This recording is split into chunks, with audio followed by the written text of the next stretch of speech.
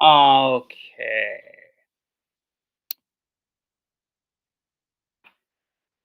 I think so. You know how you hit water really hard?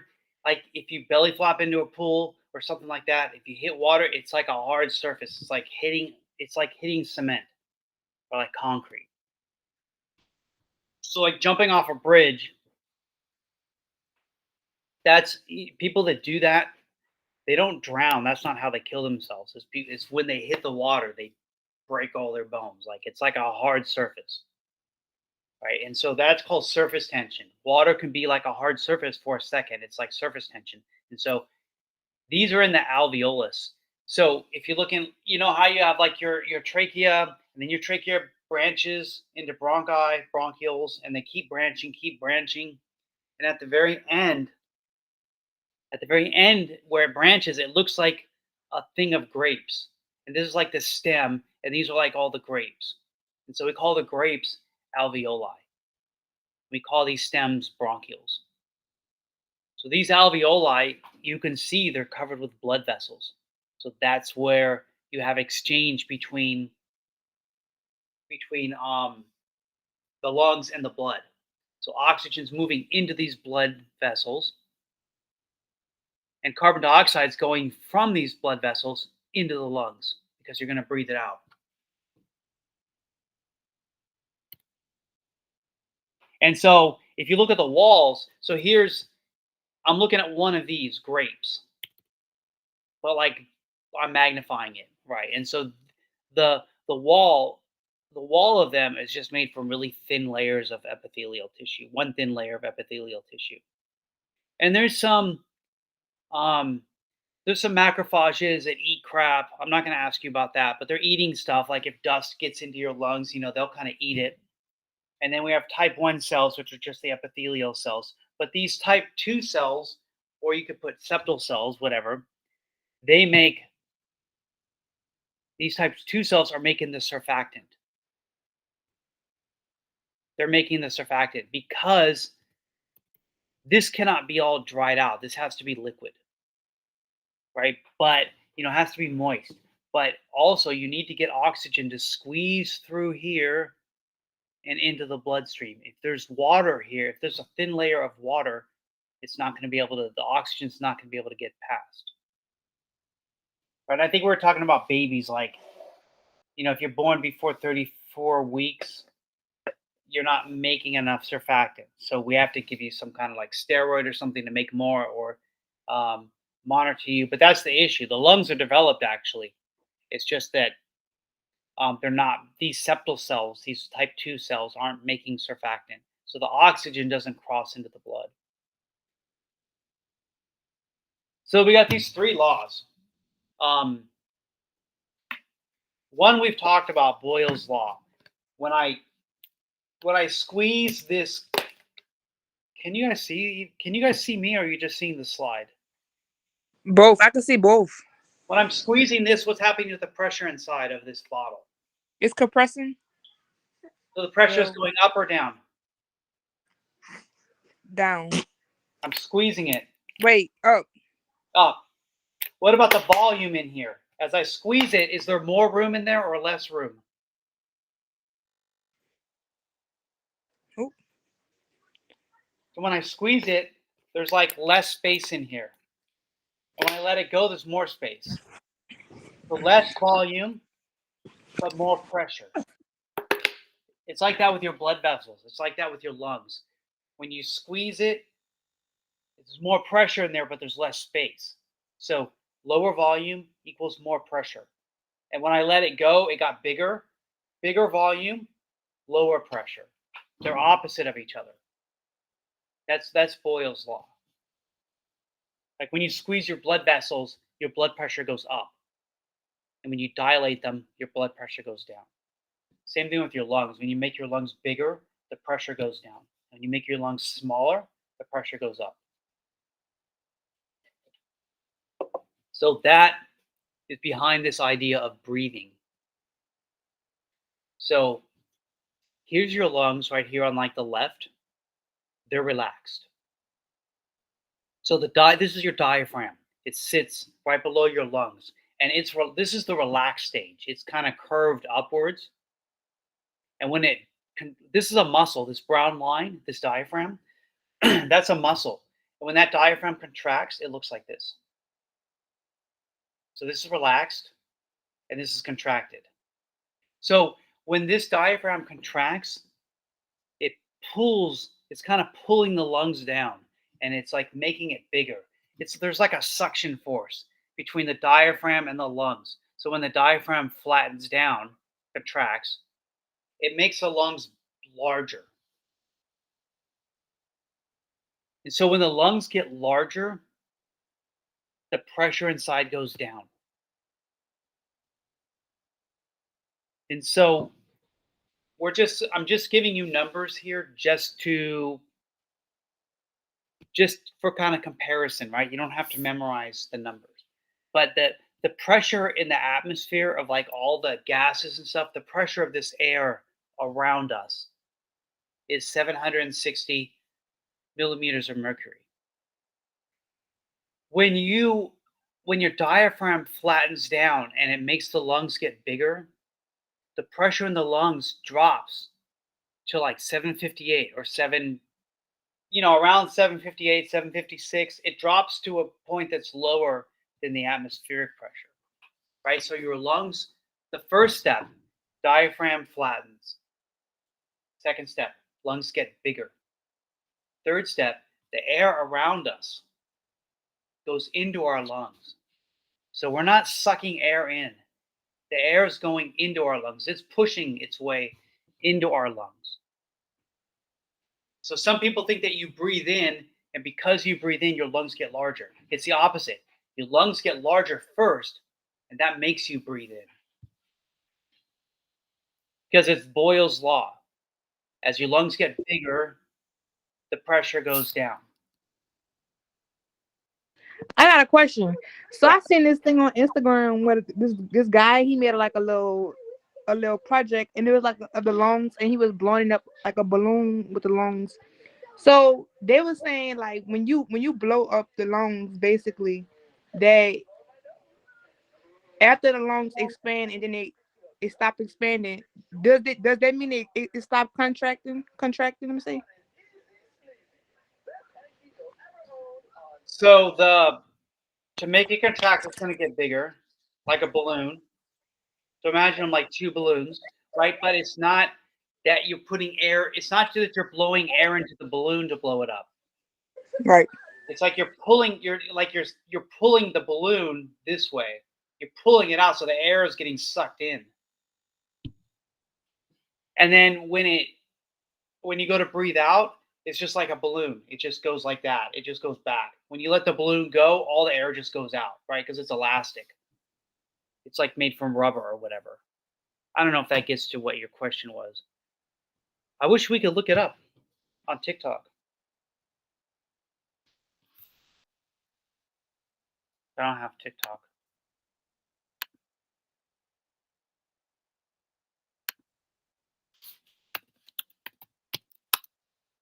Just want to see what the big fuss is about. I doubt it's going to be like that. You think it's that?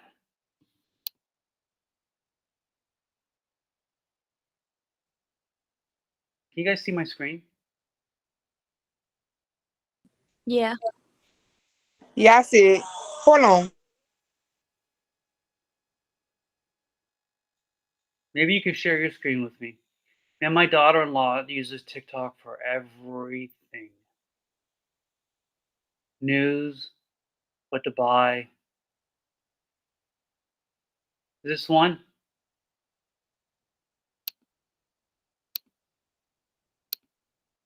What the fuck? Go. Yeah, I've got one of these. It's just that it's all rusted out. It's like old.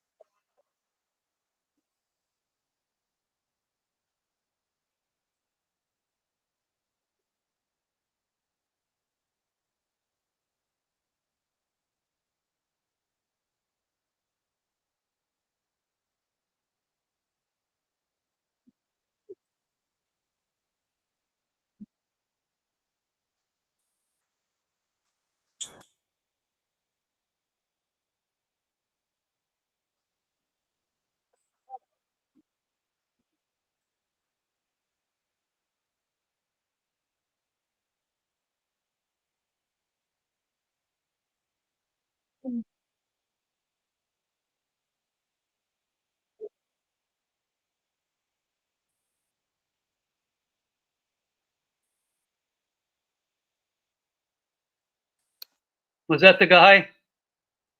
No, it was a different one, but that one helped.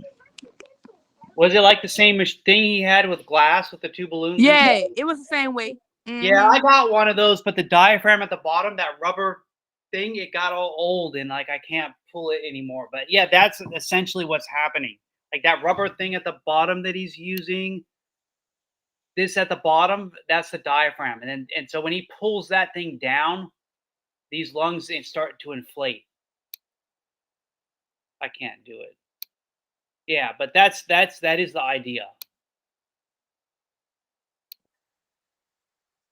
So when he pulls it down, and you see how the lungs get bigger. That's what makes you breathe in, but what makes you breathe out is the fact that those balloons are like rubber, like elastic. So they're just gonna go back on their own, right? You don't have to force the air out of the lungs. They're just gonna it's elastic. It's gonna snap back and push the air out. All right. That's my end of my foray with TikTok. Um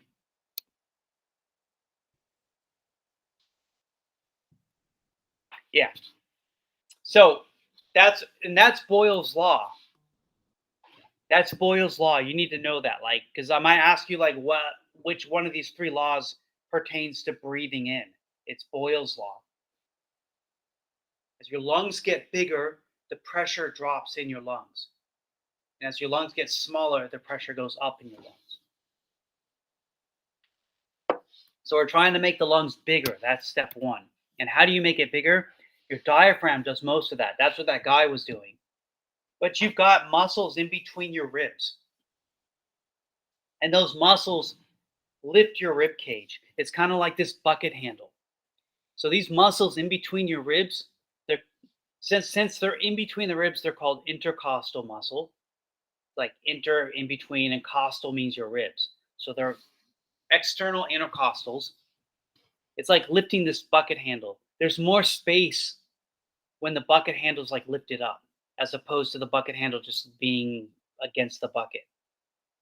So when you're lifting your rib cage, you're making more space in your thorax, and that makes your lungs bigger also. So I put down here external intercostals. It's eupnea. Eupnea just means breathing in. So whenever you see PNEA, that just means breathing in. And then U means like normal. EU means normal. So 75% of your breathing is because of the diaphragm, and the other 25% is because of your intercostals. So yeah, we call that shallow breathing. When somebody's looking like they're just barely like breathing, they're not using their diaphragm, they're using their rib cage to do the breathing. Right. So it's not gonna be deep breaths. They're gonna be like super shallow breaths. So yeah, diaphragmic breathing is what we call deep breathing. Costal breathing is what we call shallow breathing.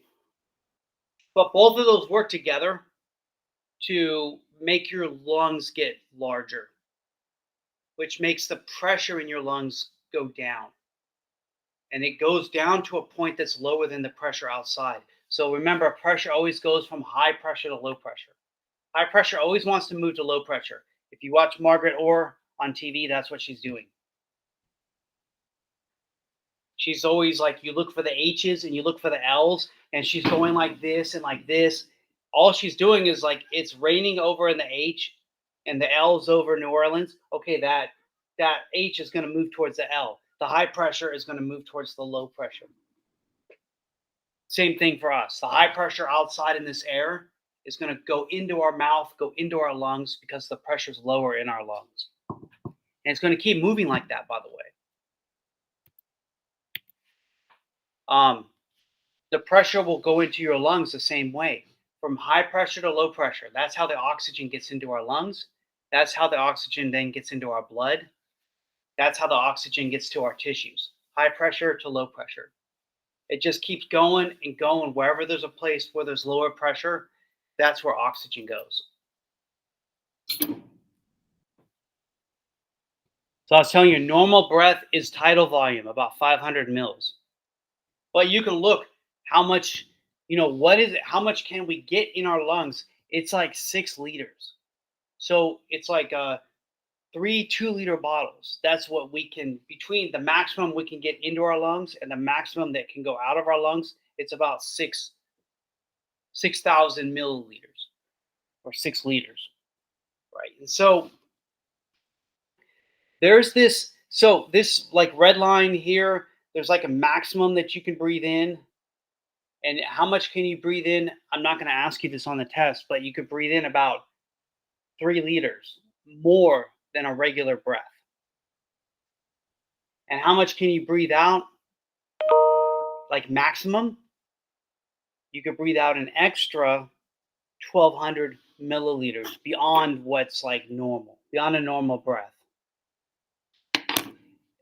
Down here, they call it residual volume because no matter what, you're never going to breathe all the air out of your lungs. Like you can't make all the air go out of your lungs because it'll collapse. So like you can't do that yourself. There's always going to be about 1.2 liters or 1,200 milliliters like in your lungs, right? But inspiratory reserve, the max you can breathe in after your normal breath. So you just breathe in normal and then take in as much as you can. But more often than not, they'll have you do the other way, breathe out. And then I have a question. Yeah. This is gonna be one of the questions on the test, right? What would the question sound like? How would you word out the question? What would it be asking? What is, I don't know actually, what is tidal volume? What is tidal volume? And how much is it? Something like that. So you need to know the tidal volume is 500 milliliters. And it's a normal breath. And then I'll say, tell me, I don't know, I don't even know if I've got one, like an old test question.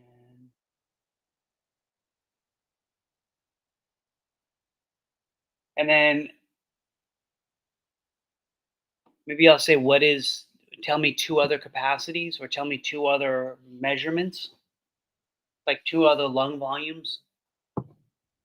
So like one lung volume would be tidal volume, normal breath. Another lung volume would be inspiratory reserve.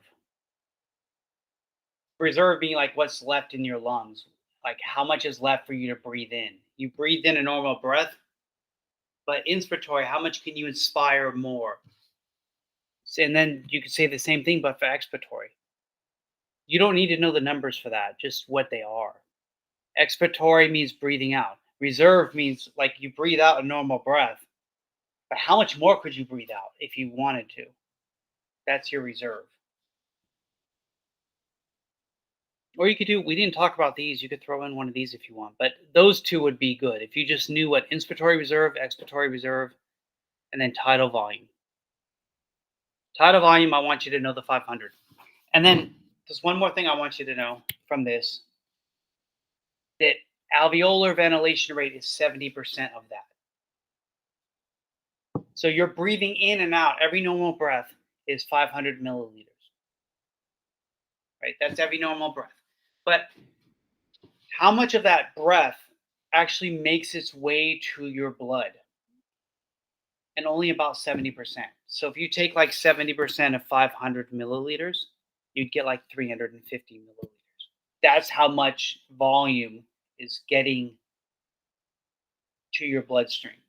Because the last bit of breath you take is in your mouth and down your trachea, and not all of it makes it down. And then you breathe it out, and that air that was just in your mouth, it goes back out again. Right? So not all of it makes its way all the way down to the lungs. We call that alveolar ventilation rate. Like every time you're breathing, how much of that? So just know it's 70%. 70% reaches capillaries, meaning your bloodstream. The other 30% doesn't. So we call it anatomic dead space. Like the stuff that's left in your mouth or your trachea, or it doesn't make it all the way in. So I'll tie that in with this question. I might tie the alveolar ventilation rate with this question.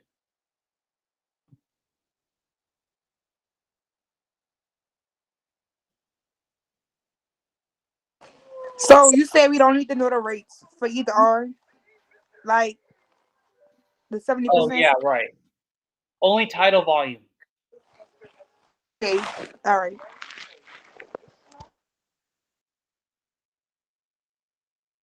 Okay. Before I go to this slide, let me jump back to this. Dalton's law. Each gas has its own pressure.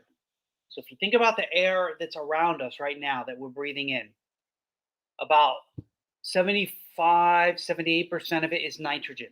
So there's nitrogen in this air. This air is mostly nitrogen. This air is only about 19.8%, 20% oxygen. Right? So about 75% nitrogen, about 20% oxygen. 0.5%, something low, really low, 0.03, like carbon dioxide, right? So there's nitrogen, there's oxygen, there's carbon dioxide, there's water, so it's like hydrogen, and then whatever shit they're making at the refineries that down here in Chalmette. So all those gases in the air, each one has its own pressure. So the pressure of oxygen in the air does not depend on the pressure of nitrogen. It doesn't matter. So if the pressure of nitrogen goes down in the air for some reason, it doesn't affect the pressure of oxygen. Oxygen is its own pressure, and that's it. That's Dalton's law. Each gas has its own pressure. And that's why you see these words. See if I can make this bigger. So you'll see like it says PO2, meaning what's the pressure of oxygen by itself. So let's look at the air around us. You don't have to know the 760, but the air around us, the atmospheric air, the pressure of air is 760 millimeters of mercury. Who cares about the number? But let's just take oxygen out of that. What is the pressure of oxygen by itself? It's around 160, 159, 160. Well, that's an important number because I need my lungs to be less than that. I need my lungs to be less than 160 or 159 because I want the air that's outside in this atmosphere to go into my lungs. And so it is. If you look at the air pressure in your lungs, it's about 105. We're just going to call it 100. So it's about 100. Right? So the air outside out here is 160. The air in your lung about 100. So the oxygen wants to go in. It wants to go from higher pressure to lower pressure. So that oxygen out here is 160. If it goes down your lungs, it's going to find it's like 100. So higher to lower pressure. It wants to move there. And forget about carbon dioxide for now. We're just doing oxygen. So let's follow oxygen. It's in the air. Then you breathe it in. Now let's look at the blood.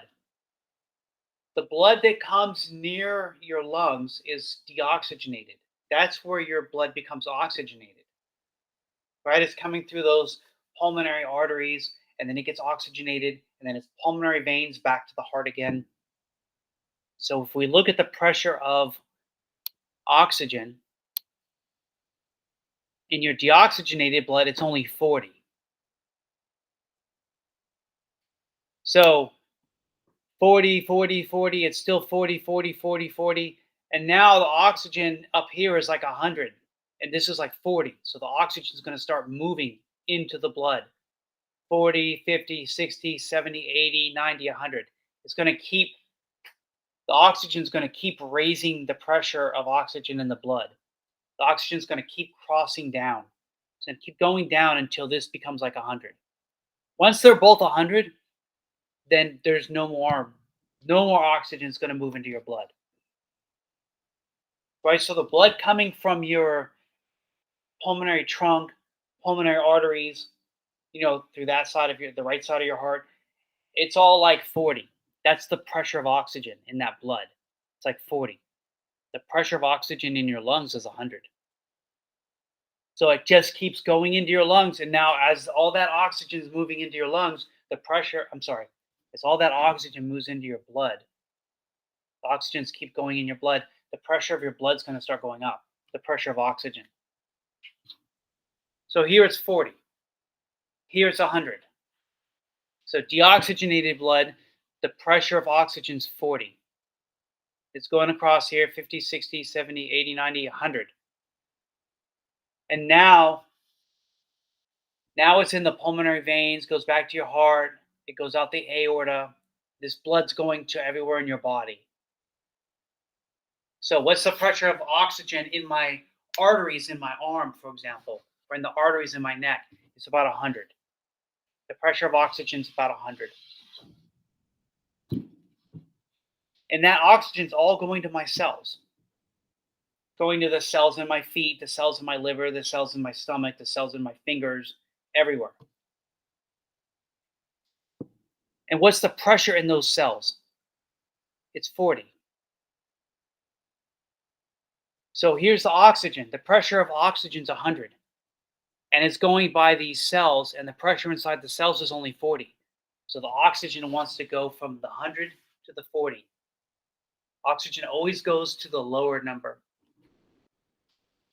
So the oxygen's just going to leave your blood and start going into the cells until they're both 40. Once your blood is 40 and your cells are 40, then they're not going to there's no movement.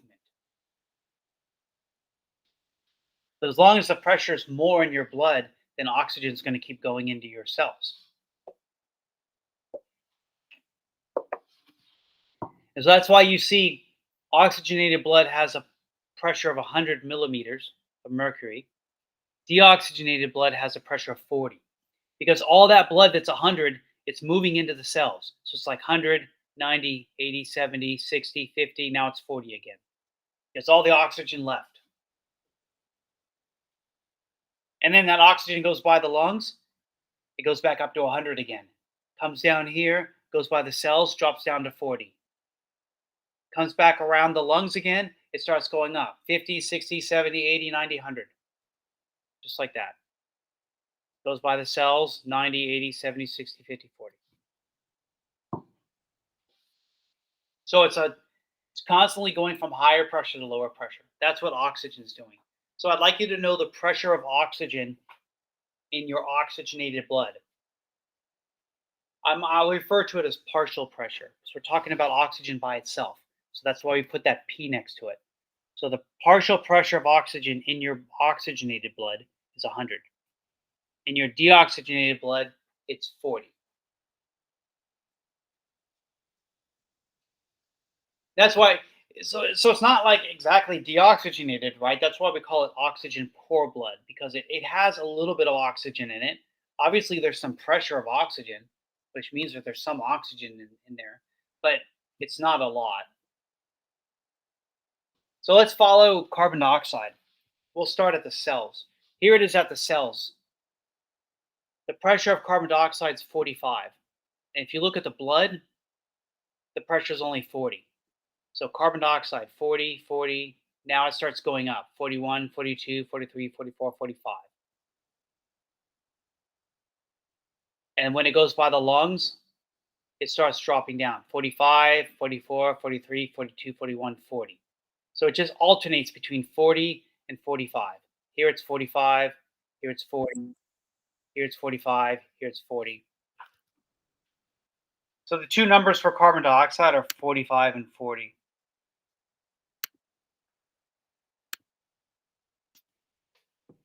The two numbers for oxygen are 100 and 40. So 100, 40, 100, 40, like that. So here, yeah, carbon dioxide, it keeps moving into the blood until it's like 45. So here it's 40. Now carbon dioxide is filling the blood until it's 45. And then when it goes by the lungs, inside the lungs, it's only 40. In the blood right here, it's 45. So the carbon dioxide moves out. And then the carbon dioxide in your blood, it's 40, but look in the air, 0.3. So that carbon dioxide that's in your lungs, it wants to go out, right? It's not like you have to push it out. It wants to go out because gas always goes from higher to lower pressure. It's diffusion. Okay? That's all.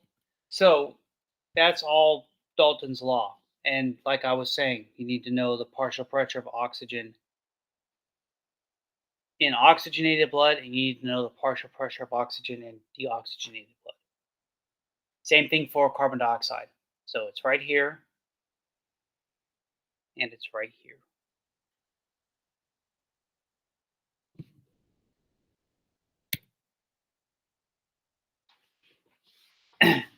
You see how this is 105 or 159?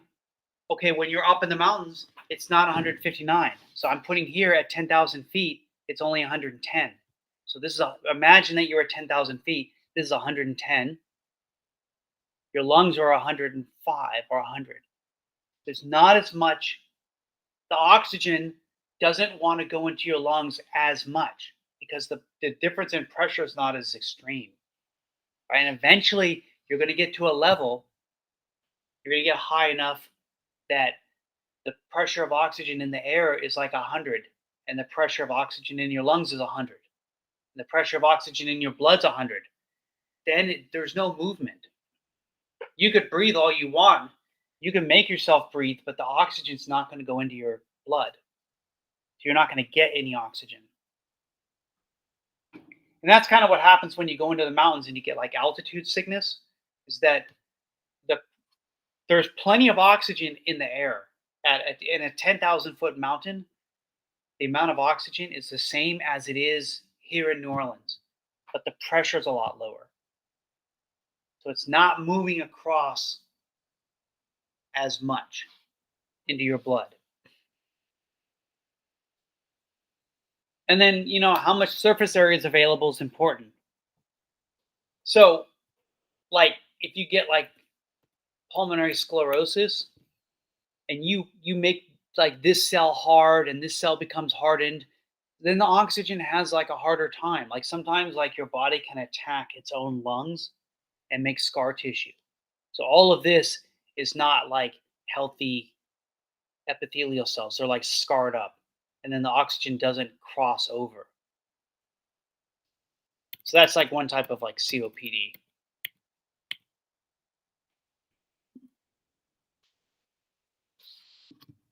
So you don't have as much surface area. So what you could do in that case, you can increase the pressure of the gas, right? So you give them like a nasal cannula or something like that.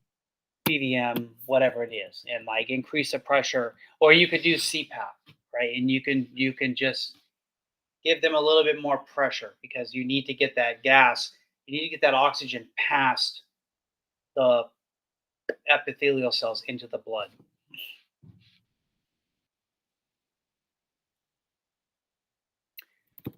So let's look at this third law, Henry's law. The amount of gas that dissolves in a liquid. Let's change those words. The amount of oxygen that will dissolve in your blood depends on. So that's another way to write it. So how much oxygen can we get into your blood? Depends on two things. Depends on the pressure of the oxygen. The higher the pressure, the more of it's going to go into your blood. So that makes sense. And then the solubility of the liquid, meaning how much is our blood, how much does our blood want the oxygen? That's what it means. So pressure of the gas we talked about. The less pressure you have, the more of it is going to get into the less pressure you have, the less oxygen is going to make it into your blood. We talked about that here with like the mountain.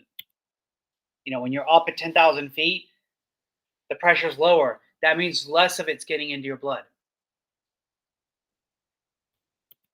But the other thing is, your red blood cells are made of hemoglobin. And so hemoglobin can be really good at holding on to oxygen, or it could be not good at holding on to oxygen. And that's what affinity means. Factors affecting the affinity of oxygen to hemoglobin, meaning affinity means to like something. So, how much does oxygen or how much does hemoglobin like oxygen? If it likes oxygen, it's going to hold on to it. So, there's these different factors. As your blood gets more acidic, the oxygen starts to break off of the hemoglobin, it starts to break off of your blood cells. So, that means like decreasing affinity. So I put here lower pH decreases affinity, meaning lower pH means more acidic. So acidic is not higher pH. Always remember that. The more acidic it is, the lower the pH. So the lower the pH, the lower the affinity.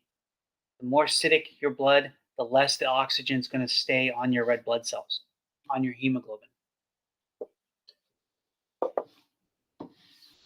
This kind of goes with it. The more carbon dioxide you have in your blood, beyond normal, the more you have beyond normal, um, the less oxygen will stick to hemoglobin. Because sometimes carbon dioxide, there's like hemoglobin's like a car with 4 seats in it, and it holds 4 oxygen molecules, right? But sometimes if there's too much carbon dioxide, the carbon dioxide will like start opening the doors and taking out the oxygen and sitting in the seats. It'll take the places of oxygen. So these first two are things we don't want. These second two are actually, we planned for this. Increased heat means that oxygen is not going to stay on the blood as much. So like a fever. When you have a fever, that's an increased heat. We don't want oxygen staying on our hemoglobin as much because we want it to break off and go to our tissues and like repair things. And then finally, this hormone or this chemical called biphosphoglycerate, BPG. And I gave you an example here. Some hormones like thyroid, thyroxine, human growth hormone, testosterone, they're all used to build stuff. And when you build stuff, you need to get oxygen to the work site, to that place where you're building stuff. Right? So BPG increases because we want to get the oxygen, right? You want to hold the oxygen on the blood cell, but when it's time to let go of the oxygen, you also want to let go of it. You don't want to keep holding on to it. So you want to hold on to it in the lungs, like the blood that's near the lungs. You want to grab onto it and keep it. But when it gets to where its delivery place is, you want to let it go. So that's why like BPG is effective for that. So I'm going to finish this before break. That applies to Henry's law, solubility of the liquid. We're talking about the affinity of hemoglobin. We're talking about how good hemoglobin is at holding onto oxygen.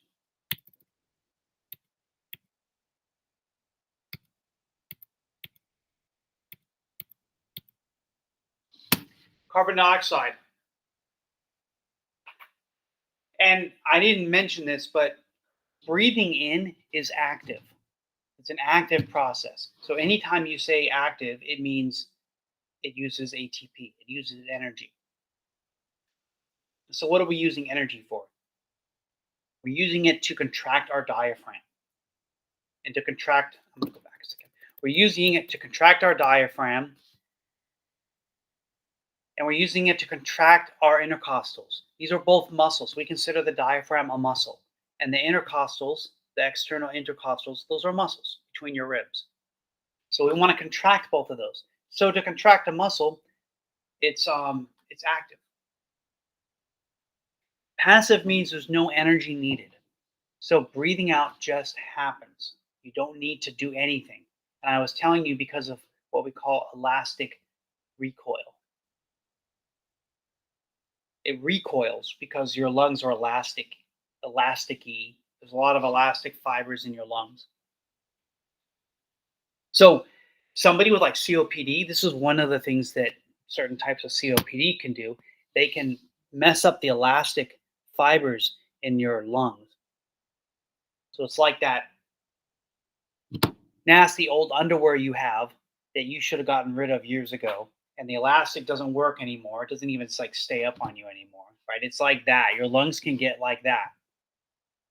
And so, when you breathe in, you want your lungs to like elastic, you're pulling it out, but then when you breathe out, it just snaps back. But if the elastic doesn't work, then it's not snapping back. And so you'll see people that have to like make themselves breathe out. And you'll see their lips like they're like that. So you'll see them breathing out. Then like they shouldn't be doing that. They shouldn't be forcing themselves to breathe out. They should just do it. It's a passive process. It doesn't require energy. And you'll also see that they're like people with like COPD, they're sitting like this. They're never like this. You're never gonna see someone with breathing problems just like leaning back, right? They're always like this. They're like alert and they're sitting up. And even like they're leaning forward, they're just like, of course they look like they're panicking too, So and we call this tripod because sometimes they'll have like their hands in front of them. But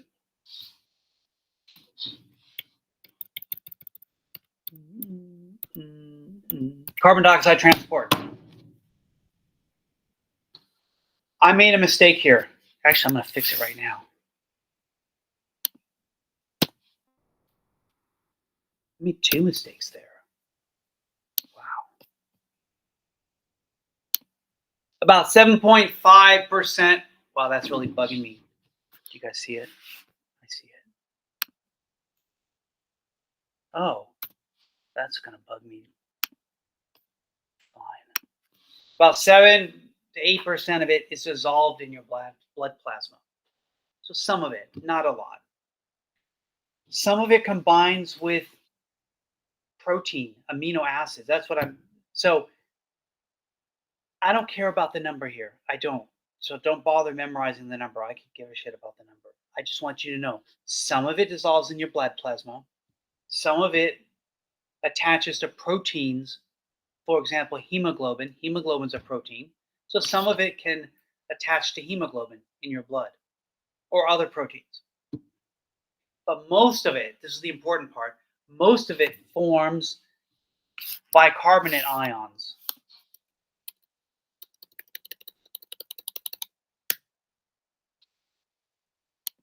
How do I get rid of that?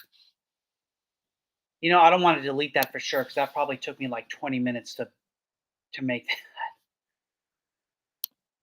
There.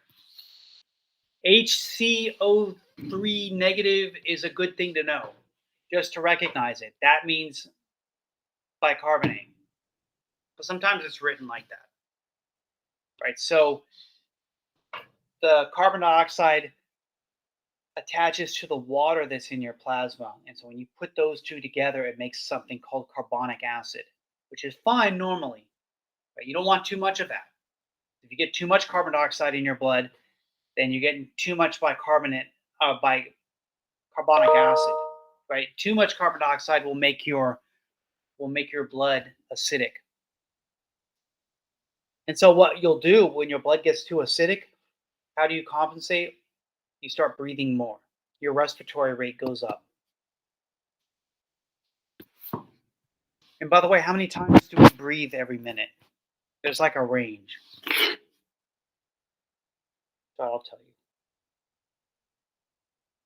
About 12 to 20 times a minute. So we breathe about 12 to 20 times a minute. That's going to go up if your blood's acidic. So you'll try to breathe more to expel. Every time you're breathing out, you're breathing faster to get rid of carbon dioxide, to make the pH, to make the acidity go down, to make the pH go up. So I don't know what my point was, but most of it forms these bicarbonate ions. carbon dioxide combines with water in your blood, and then around your lungs, they break back apart again, and the carbon dioxide goes out of your lungs. So that is the chapter on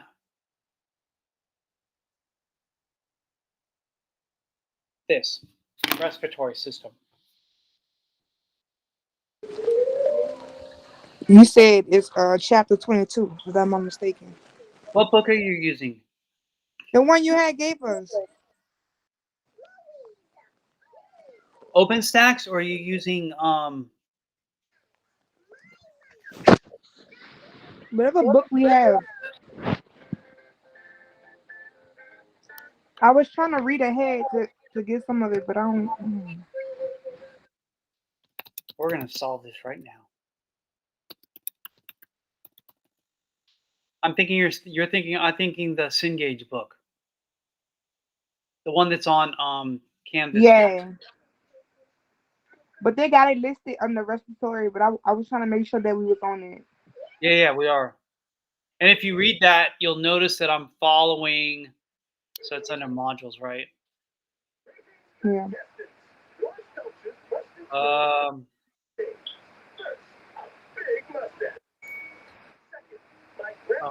wrong things. Yeah. Go all the way down. Yeah, click on that. Looking at the stars. Every night you say to me, little E, get a load of those stars. Oh, it's going slow. So I'm just gonna take a second to look at it. Please. Really? You guys getting that, or are you getting in? I'm getting in. It's either 22 or 23. It just depends on the book. Okay. Oh, see, yeah, it's not letting me in. So I don't know what chapter it's saying. It'll say respiratory system. It'll be right before digestive, and it'll be right after lymphatic.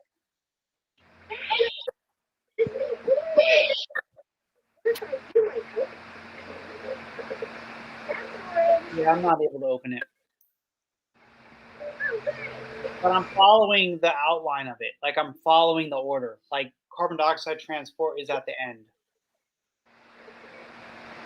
You have 33 seconds left. Oh, there.